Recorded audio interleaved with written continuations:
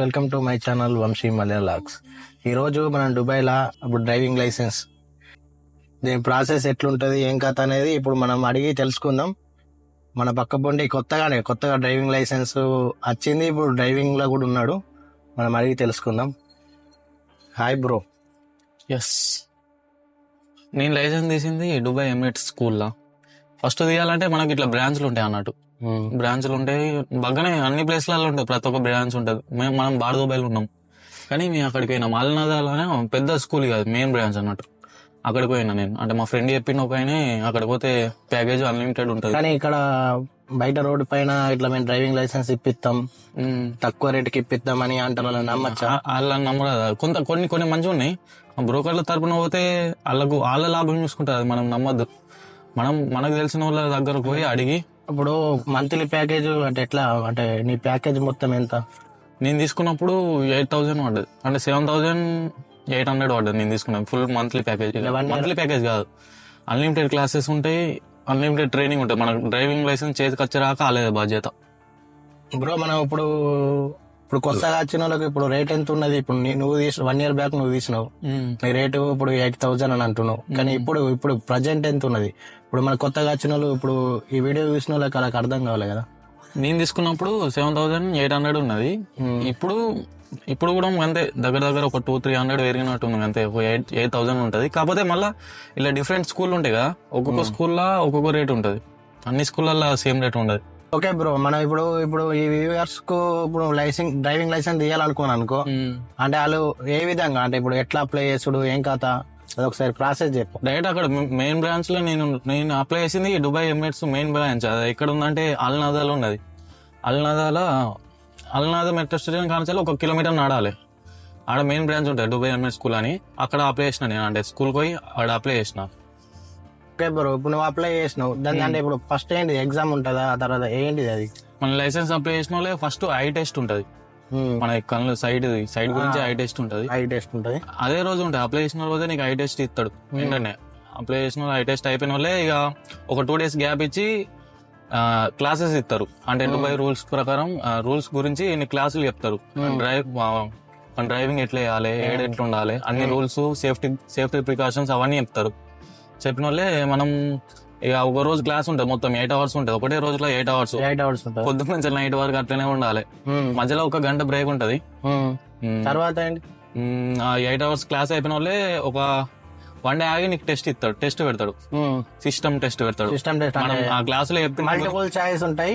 ఇప్పుడు డ్రైవింగ్ అంటే ఎట్లా అంటే, ఇప్పుడు లెఫ్ట్ సైడ్ పోవాలన్నా, రైట్ సైడ్ పోవాలన్నా, సిగ్నల్ ఎక్కడ పడ్డది, అది అన్ని క్వశ్చన్స్ ఉంటాయి అన్న. అవి ఎన్ని క్వశ్చన్స్ ఉంటాయి? మొత్తం 50 questions వస్తాయి. కాదు 40, మనకు 35 marks రావాలి. 40 questions వస్తాయి, 35 marks రావాలి. 35 marks వస్తే పాస్. 35 marks వస్తే పాస్. పాస్ అయితేనే మళ్ళీ నెక్స్ట్ స్టెప్ పోతాం అన్నట్టు. ఇప్పుడు అలా పాస్ అయితేనే పోవాలి. అలా ఇప్పుడు ఏమన్నా మనకు ఇట్లా ఎప్పుడు బిప్పుడు అయితే ఏముండదు, అట్లా ఏముండదు, స్ట్రిక్ట్ ఉంటుంది ఎగ్జామ్ ఉంటుంది కదా. మనం ఎటు చూస్తానికి ఆప్షన్ ఉండదు. ఓకే, తర్వాత ఇప్పుడు పాస్ అయినాం, తర్వాత నెక్స్ట్ ఏంటి? పాస్ అయిన వాళ్ళే ఇక మళ్ళీ ఒక 10 days గ్యాప్ ఉంటుంది. గ్యాప్ ఉన్న వాళ్ళే నీకు మెసేజ్ వస్తుంది, ఇట్లా ట్రైనింగ్ రావాలి, డ్రైవింగ్ క్లాసులు ఉంటాయి. ఇప్పుడు మనకు ఫోన్ కు నెంబర్ కి మెసేజ్ వస్తుందా? ఫోన్ మెసేజ్ వస్తుంది, వాళ్ళు కూడా ఫోన్ చేస్తారు నీకు, నువ్వు ఏ డేట్ నాడు ఫ్రీ ఉన్నావు, ఎప్పుడెప్పుడు ఫ్రీ ఉంటున్నావు. మనం ఇష్టం అది. నీకు నైట్ క్లాసెస్ కావాలంటే నైట్ క్లాసులు చెప్తారు, డే క్లాసెస్ కావాలంటే డే క్లాసులు. ఎందుకంటే కొంతమందికి నైట్ డ్యూటీ ఉంటుంది కదా, వాళ్ళు డే తీసుకుంటారు. డే డ్యూటీ ఉన్న వాళ్ళు నైట్ నేర్చుకుంటారు అన్నట్టు. తర్వాత ఏంటి నెక్స్ట్? ఇక రమ్మంటారు. ఇక ఒక 1 month ట్రైనింగ్ ఉంటుంది మినిమం. 1 month అని కాదు కానీ ఇట్లా 30 hours రాగా నేర్పిస్తారు. అంటే డైలీ 1 hour, డైలీ 2 hours ఉంటుంది. Daily 2 hours. ఇప్పుడు నేర్చుకున్నాం, తర్వాత ఏంటి నెక్స్ట్ ఏంటి? నేర్చుకున్న తర్వాత మనకు డ్రైవింగ్ పర్ఫెక్ట్ వచ్చిందని వాళ్ళే చెప్తాడు మనకు, నువ్వు టెస్ట్ బుక్ చేసుకో అని చెప్తాడు. రోడ్ టెస్ట్ ఉంటది, మన పక్కకు ఆయన ఉంటాడు ఆఫీసర్. ఎట్లా రోపుతున్నాం, కరెక్ట్ రోపుతున్నామా లేదా అన్ని చూసుకునే తనకు టెస్ట్ ఉంటది. మన పక్కకు కూర్చొని చెప్తాడు, ఇట్లా పక్క కూర్చొని స్ట్రైట్ పోవమని చెప్తాడు. పొమ్మంటాడు, టర్నింగ్ కాడ లెఫ్ట్ అవన్నీ ఉంటాయి కదా, లైన్ చేంజ్ చేయమంటారు. సడన్ గా పోగానే లైన్ చేంజ్ చేయమంటాడు. మనం సడన్ గా చేంజ్ చేసినామంటే ఫెయిలే. మళ్ళీ అట్లా అట్లా బాగా ఇట్లా అన్ని చూడాలి, ఇవన్నీ గ్లాసెస్ అన్ని చూసుకుంటా వెనక ఇండికేటర్ వేసి వేసి ముంగట అద్దంలో చూసుకొని వేయాలన్నారు. అట్లా ఇప్పుడు ఇప్పుడు అది అయిపోయింది, నెక్స్ట్ ఏంటిది అంటే ఇప్పుడు పార్కింగ్ టెస్ట్ ఉంటుంది, అది ఎప్పుడు? ఇది పాస్ అయినాం అనుకో, పాస్ అయిన వెంటనే మళ్ళీ పార్కింగ్ క్లాసులు చెప్తారు, మళ్ళీ నేర్పిస్తారు కార్ని ఎట్లా పార్క్ చేయాలి అవన్నీ ఉంటాయి. 5 పార్కింగ్ టెస్ట్లు ఉంటాయి, 5 నేర్పిస్తారు. ఇప్పుడు పార్కింగ్ పాస్ అయినాక మళ్ళీ నెక్స్ట్ ఏంటి? అది పాస్ అయిన వాళ్ళే మళ్ళా పార్కింగ్ టెస్ట్ అయిపోయిన వాళ్ళే ఇక మళ్ళా ఆర్టీఐ పార్కింగ్ టెస్ట్ ఉంటుంది. అంటే సెన్సార్లు ఉంటాయి కార్కి మొత్తం, మన పక్క పొన్న వాళ్ళు ఉండరు, పక్క పండు వాళ్ళు ఉన్నారు, సెన్సార్ ఉంటాయి. ఇప్పుడు మనం ఒక్కలమే మన సెన్సార్ డిటెక్ట్ చేస్తుంది. అదే పాస్ అంటే పాస్, ఫెయిల్ అంటే ఫెయిల్. అట్లా నువ్వు ఎన్నిసార్లు ఫెయిల్ అయినా ఎన్నిసార్లు పాస్ అయినా? నేను 4 పార్కింగ్ టెస్ట్లు ఒకటేసారి పాస్ అయినా.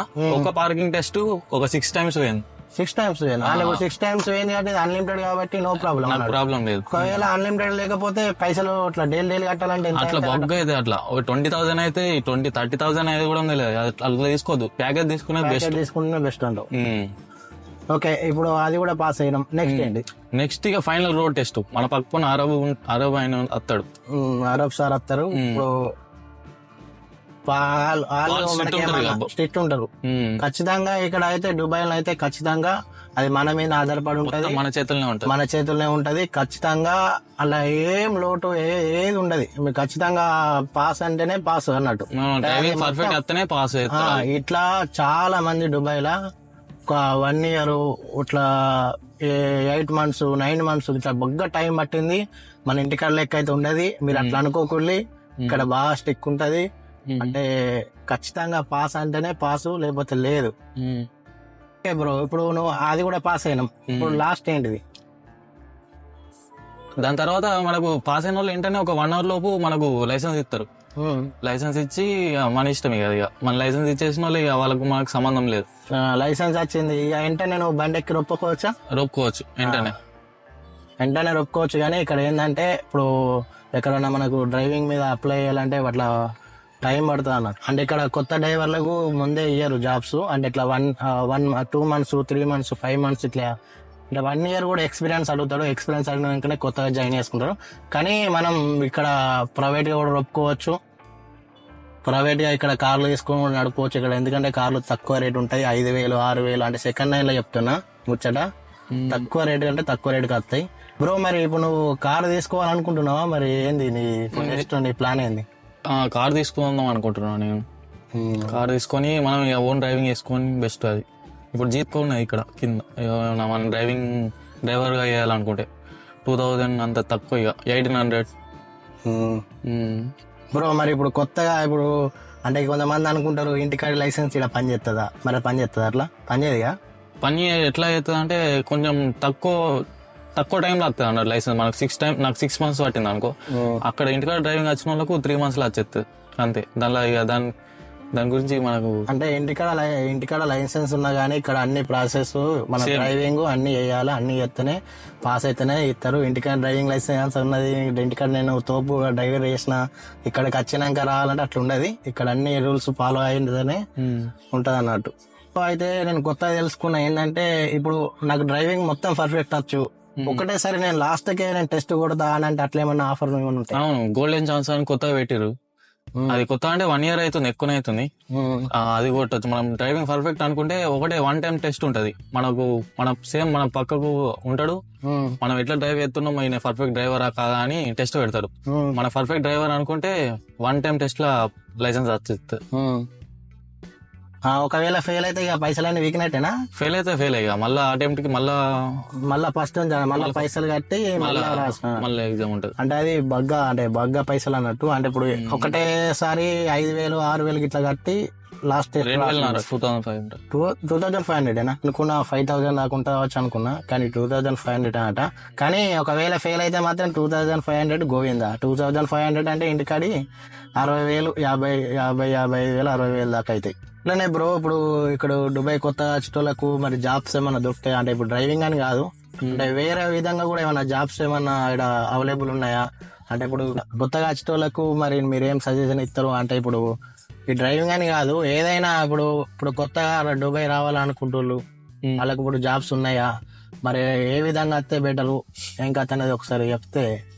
ఇంటికాడ మనకేం పని వచ్చా అనేది ఇక్కడ, కానీ అది ఇక్కడ అన్ని వర్కౌట్ కావు. నేను చెప్పాలనుకున్నది ఏమంటే, ఇప్పుడు ఎవరైనా కొత్తగా స్టోర్లు ఏమైనా ఏసీ రిపేరు ఇట్లా ఏమన్నా పని నేర్చుకొని దుబాయ్ వస్తే కొద్దిగా బెటర్ ఉంటుంది. ఇక్కడ లేబర్ పని ఉంటుంది, వేరే పని కూడా ఉంటుంది. కానీ మనకు అదృష్టం కూడా ఉండాలి ఇక్కడ మంచి పని దొరకాలంటే.